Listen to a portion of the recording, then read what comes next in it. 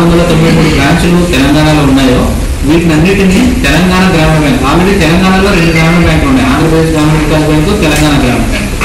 So Andhra Pradesh Grameena Vikas బ్యాంకుకు సంబంధించినటువంటి 493 బ్రాంచ్లని 1 జనవరి 2025 నుంచి తెలంగాణ గ్రామీణ బ్యాంకులో విలీనం చేయడం జరుగుతుంది.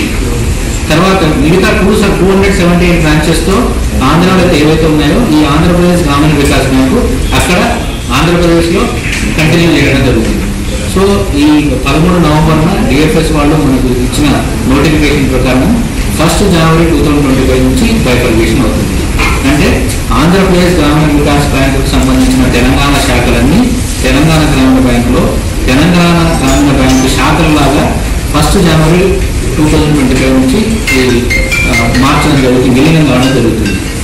ఈ ప్రాసెస్లో ఏమంటే అంటే బైఫర్కేషన్ స్మూత్గా జరగాలనే ఉద్దేశంతో యాక్చువల్గా ఒక హై లెవెల్ కమిటీ ఏర్పాటు చేయడం జరిగింది.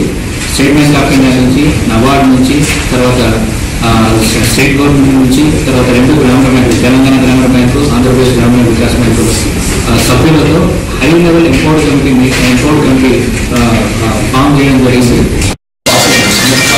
Good morning chairman sir and good morning my dear విలేకరులు. ఈ కార్యక్రమం దేని గురించి అంతా మేము అందరినీ పిలవడం కాదు.